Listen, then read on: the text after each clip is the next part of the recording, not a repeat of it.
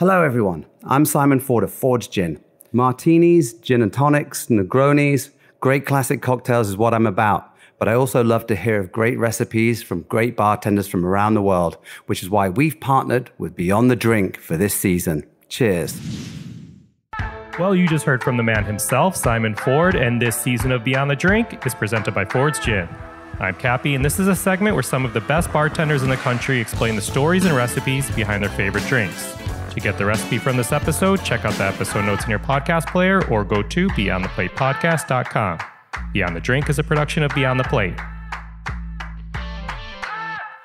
This episode is made possible with the help of our friends at Cheerio Tomatoes. Cheerio has been growing the highest quality tomatoes and vegetables in Italy since 1856. They select only the plumpest, ripest, and juiciest tomatoes. They are picked and packed in the same day, giving you the ultimate depth of flavor and great taste. All right, let's get down to business. While this is a Beyond the Drink episode, we're nearing the end of the season, so big shout out to Cheerio for their delicious tomato products. You've heard me talk about their canned plum tomatoes, canned cherry tomatoes, passata, as well as a number of different uses for these products. But I actually used their crushed tomatoes a couple nights ago for a meatball dish that I made with my kids. We cooked up some barbecue lamb meatballs. Essentially, we made this delicious mixture, rolled them, seared them in a hot pan, and then after they were seared on all sides, we placed them into this big pot of tomato sauce, which I used, as I said, their crushed tomatoes. So here's something cool about Cheerio. They employ advanced agronomists to monitor crops on a daily basis during harvesting.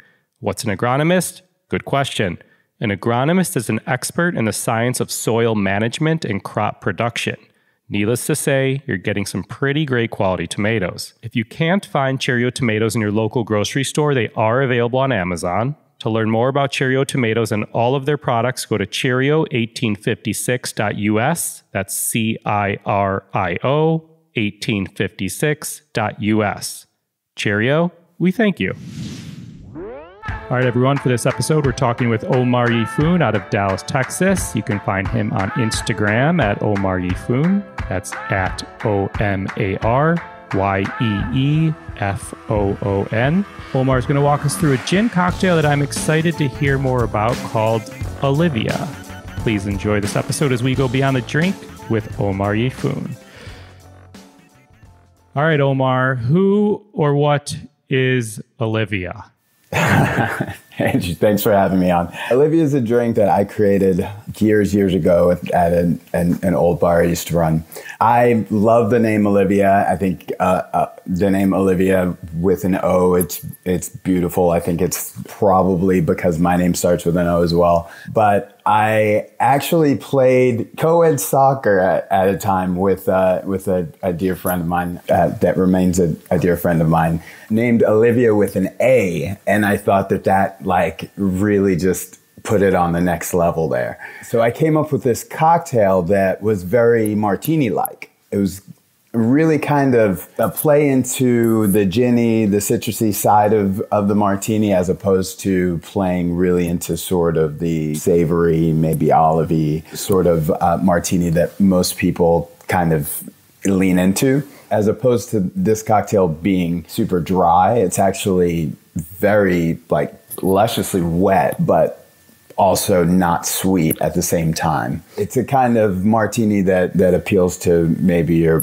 white wine drinker. Awesome. So what's in what are the ingredients in the Alivia? Well, I would start with a good quality gin. I start with an old personal friend, Ford's Gin, that I spent a very long time in my professional career with. It's probably the most versatile cocktail gin I could ever think of. Modern gins have lots of new kind of flavors and additives. They tend to send a cocktail in a particular direction. I'm kind of looking for in this cocktail something sturdier, that kind of London dry feeling. So we're gonna start with a whole 2 ounces of Ford's Gin in this cocktail. By the way, I got schooled on London dries. We had an episode earlier in the season with Simon Ford. It was a bonus episode, so he schooled me on gin and additives versus no additives and London Dry, and I feel like a new man, Omar. Excellent, excellent. I'm glad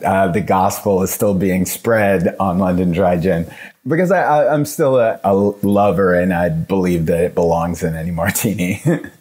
We want to also add to that our, instead of vermouth aspect, but keeping with the wininess, we're going to use Lillet Blanc. It is inherently sweet itself, and it's going to add that kind of wetness to it with a little slight bitter at the end. To that, we're going to also add 1/4 of an ounce of Pamplemousse Rosé. I use a Giffard, but Combier makes a really nice one as well. One of the nicer French liqueurs. I don't usually use a lot of liqueurs when I'm mixing like more soury tropical drinks or things like that. But when they're more aromatic and boozy, sometimes the syrups just don't quite work for you. What's the flavor? Is the flavor on that like rose flavor? It's a very floral grapefruit flavor. So, okay. So yeah, it's Pamplemousse Rose. Yeah, so it's basically, it gives that a very strong citrus. It has a sweet backbone that drives the flavor in there, but because it's so sweet and it a little bit goes a really long way, so we only want to use like a very small scant bit. And then also we want to round that off with a nice dash of an orange bitter. I wouldn't go over just one dash, and it just really balances everything out. And that's really kind of the core of my ethos when it comes to mixing cocktails, is balance. We put all that together in a mixing glass with ice. You know, if you're at home, and you don't have like your fancy crystal mixing glasses, your Tupperware to go container works just as well, with a nice lid on it to give you your strainage. You want to stir it. I kind of hear a lot about, people counting the number of stirs or amount of seconds that you stir and this, that, and the other. I really think I really kind of hover a little bit above my drink and stir it until like the whole bouquet of the drink comes out. And then I stop because the drink is ready. Then I pour it into a glass. I would really use a chilled martini glass or a cocktail coupe, something of that fashion, something with a stem on it. This is very, very beautiful, very like elegant of a cocktail. And then I like to garnish this with a nice swath of grapefruit peel. In a pinch, lemon peel works just fine, but that grapefruit peel just drives that whole flavor contrast home. Sounds so delicious. And by the way, we did an episode earlier in the season with Masa. Oh, yeah. In New York. And he did his at-home martini, as he called it. And what I love about what you just went through is that he's like, I don't really use a cocktail shaker at home. I put it into a measuring cup, like a plastic measuring cup. Because he's like, I get some deli ice and throw it in there. Right, and I'm like, I love this. Because here, like as a home, like someone who's making a cocktail at home for myself, I'm not going to call myself a mixologist or bartender or anything, but I'm like, I don't have a shaker and a strainer and this, and it's like, wait a second, like I know food, and I'm definitely like, I've cooked in restaurants. I'm like, I definitely drink out of like a deli container. You absolutely. Know, like what? Yeah, like why am I not applying that to the beverage space? 100. I was totally asked to do a pretty fancy video cocktail presentation in the middle of lockdown, so I had to do it all myself. I'm a Gen X person. I don't have like the technological skills, but I decided that, I put it together. It came together pretty nicely, but I decided to not use my tools because I thought it was funny that I had like so many deli containers from like ordering delivery that I was just gonna shake the cocktail in the deli container, and I just went about it like it was nothing, like I did this at my bar. Like this is what we use at my bar. Your deli container. You started to talk a little bit more, and I'm curious just about your philosophy on cocktails and being well balanced. And you mentioned bitters. And truth be told, getting into the series of Beyond the Drink, I had I was expecting a lot of the bartenders to use a lot more bitters and talk about them, but they didn't. Like very few of the cocktails that came in had bitters. Not that that's right, wrong, good, bad, but I was waiting for like someone to be like, I use cardamom bitters and 3 dashes because of this, and I use grapefruit bitters and 2 dashes because of that. But really didn't get a lot of that. Got a really nice array of cocktails that came in, and I'm glad that you brought this to the table, specifically orange, specifically one drop. I'm digressing, but talk a little bit more about just your approach to cocktails and being well balanced and how you approach them. At my bar, we started off my first cocktail menu. I've made many cocktail menus before in the past, and this one I just I felt so special that I had to come up with this one's going to be so mind-blowing and blah, blah, blah. But at the same time, I kind of wanted to simplify things a little bit as well. So after experiencing cocktails in the best form that I've had them, like kind of around the world, I started to realize that like I enjoyed so many of these other cocktails, these classic cocktails, more than I've enjoyed some of my own. So like, you know, why not pay homage to the best way to make, you know, a martini, or best way to make a margarita or daiquiri or this, that, and the other. So, you know, that ended up being our ethos. Our ethos was pay attention to the classics, balance everything. I wanted to, when someone comes up to me at a bar, I think on their second order, my favorite compliment is I'll have another, because, you know, I just don't want to piss someone off. Like, you know, that's all I'm doing. I'm here, you know, like I'm going to give you what you want. Hopefully I've given you something that is amazing enough that you can just go back to whatever you're doing with your current party, whatever conversation you're having, whatever, blah, blah, blah. You don't have to take a break in it and think of, yeah, that was good, but, you know, I would like something a little more, you know, like, to me, that's a sign of a well-balanced cocktail, is you would love to have another one, you know. I was never like, Masa talked about martinis. Simon talked a lot about martinis. You're referencing martinis, and I was like never a big martini guy. And I feel like I've been wasting time in my life not getting into martinis. But that's wild because you're a vodka guy. I do like vodka a lot.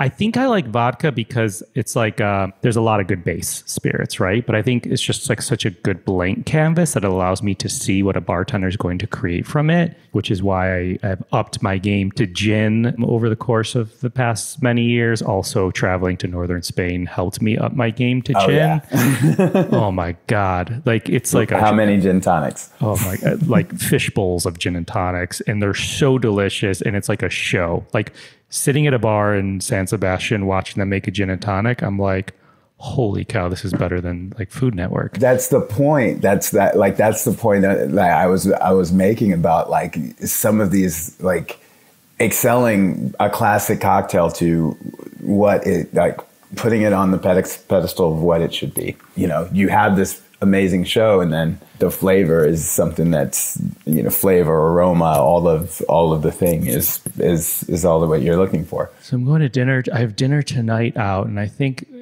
should I, on behalf of our mutual friend David, should I start with a Negroni and then go to martini on your behalf, or do I start with the martini and then go to the Negroni? It's a tough call. I often start with a Negroni. Yeah, I do too. You know? I wonder if David can take credit for me starting many meals off with a Negroni. David, you get credit, sir. Awesome. Omar, let's shift gears for a second. I want to talk about social impact and giving back, as we started to talk about before we were recording. I'm aware a lot of chefs and restaurateurs give back to their community through two different nonprofits and whatnot. But of course, the bartending world, while as part of that overall hospitality community, is an interesting and incredible community in and of itself that also gives back too, as well. So all of on our companion podcast, Beyond the Plate, we talk about the different ways that they do that. So I want to give you a moment to shed light on an organization, initiative, project, fund, whatever it may be that you may want to raise some awareness for. Well, I think that there's one that I'm involved in that I'm very excited about. It's really kind of an up and coming thing, but it's called the Black Mixology Collective. And a good friend of mine, Sheed Barrett, down in Austin, I think around the time that guy was elected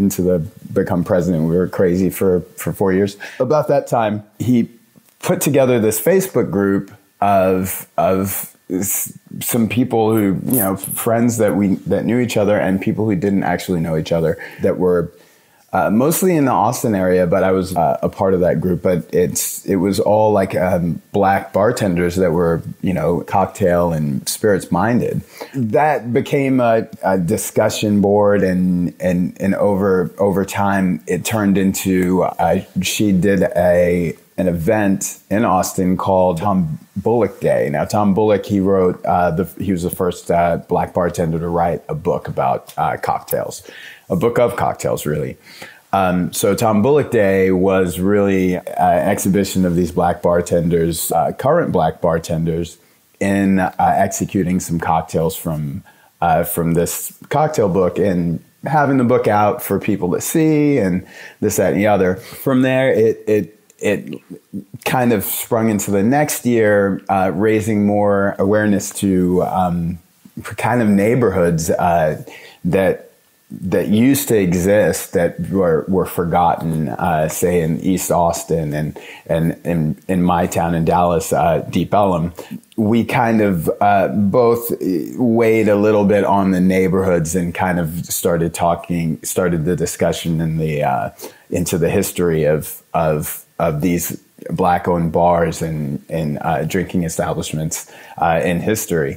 In the future, we're hoping to get a little bit more organized and start a bit of a mentorship placement program to really, I think, one of our guys, Bjorn, had realized that he's seeing establishments right now. We're all hurting for employees right now, and people are having job fairs. They'll have job fairs off site while something's being built, but they're having the job fair in the wrong neighborhood, the wrong neighborhood to draw a diverse base. So there's things that we want, that we're looking to change, and really kind of changes that we're looking to foster in the future.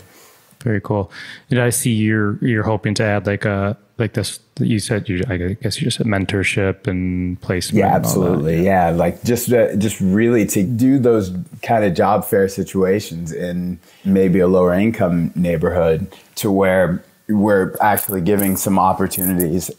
People can think about being a cook in anywhere, being a bartender in any. It's the same job. But there are some in different communities that may see something a little bit further in their career within that, and maybe we're looking for an opportunity in say a restaurant or a bar that's really kind of doing cutting edge things and really kind of challenging the way we operate. You have my wheels turning, because my day job, I work with Rachel Ray, and I helped her start and run her cooking and kids charity, but we do a lot of work in like the kids space, but also in scholarship space. So I talk to a lot of people about mentorship, scholarship, and different facets of life, if you will. But I'm happy to, if you or anyone you work with on that project ever want to connect, I'm happy to connect with you as it relates to mentorship, scholarships from like a beverage, perspective. I'm sure there's tons of great programs, schools, universities all over Texas, whether it be Houston, Dallas, Austin, but there's some other great ones as well. If you guys are branching outside, I would love to talk with you all if you want. Yeah, we're looking at our large and crazy state, but there are so many of us in every market that this is really something that I think could unite us as as a country and a movement to really kind of show that we're here, we're in the space, and not only we're in the space, but we've been in the space since, before the 19th century or, 18th century. Yeah. That's cool. Awesome. Good work. I love that. And I think I say this nearly every episode, but if not, since this is one of the final Beyond the Drinks, for anyone listening, give what you can. It could be your voice via social media, or another way, it could be your money if you have an extra $1 or more, and it could be your time for volunteering. So there's no right or wrong way to give back. A lot of people ask me, what can I do? I don't have money to give. There's a lot you can do. There's a lot of work to be done. Yeah. So awesome. Let's do a quick speed round, and then we can call it a day. All right. Name the cocktail that inspired you to get behind the bar. Ooh, Ramos Gin Fizz. Oh, no. No, that's not true. It is a martini. Yeah, it actually is a martini. Yeah, to actually originally get behind the bar, to do craft stuff, it's probably a Ramos Gin Fizz. Yeah. All right. Last cocktail you made at home. Oh, Alivia. Is it? Nice. Name a smell behind the bar you love. Angostura bitters. Nice. Name a smell behind the bar you hate. Fear. Ooh, like it. One cocktail every home bartender should have in their repertoire. I think the old fashioned, just like Ryan Gosling makes. What is that? I mean, I know what an old fashioned is, but the movie with him and Steve Carell in the thing. Maybe, but whenever someone starts a question off to me, have you seen the movie? The answer is often no. There's a very romantic scene. David for sure knows, and he'll does tell us. Yeah. But Ryan Gosling makes an old fashioned, and I was riveted at first because I was like, let's see this happen. And, all right, I gotta check it out now. I gotta check it out now. It's a thing of beauty, Ryan. Yeah. if you're listening, Ryan, if you're listening, this is awesome. I usually ask this earlier and I didn't, but I want to. Do you remember the first drink you ever had on a menu when you were bartending? Ooh, yes. The drink was called the Muay Thai. This drink followed me. It was the first drink that I ever had published. It was the first drink that was ever on a menu, and it was on multiple menus, and it was a mess, but a delicious mess. It was gin and basil and chili peppers and coconut. It was like I think I was really hungry when I came up with the idea for it, but it was quite delicious. Yeah, I love it. Omar, thanks for your time. I appreciate it. If people want to find more info on Black Mixology Collective, is there a website, or is there a Facebook page or something they could? At this point, we're still kind of in infant stages, but all good. You could definitely hashtag Black Mixology Collective. Anything that gets posted on that, hashtag Run BMC is usually the events that we do. Awesome, Omar. It was a pleasure to meet you. Hopefully things get back to as normal as possible with the restaurant soon. I hope the baby's happy and healthy and everyone in the family's great. And hopefully I'll make my way down to Dallas one of these days, and you'll be my first stop. All right. Please be my guest. Awesome. Thanks for being a part of this. Cheers. Thank you for having me. To get the recipe from this episode, check out the episode notes in your podcast player or go to beyondtheplatepodcast.com.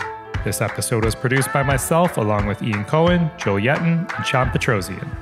Find me and keep up to date with this podcast across all social media platforms at On Cappy's Plate, or go to beyondtheplatepodcast.com. Beyond the Plate is on all the socials at BT Plate Podcast. Please rate, review, and subscribe to this podcast on your listening site of choice. Thank you for listening to Beyond the Drink, a production of Beyond the Plate. I'm Cappy.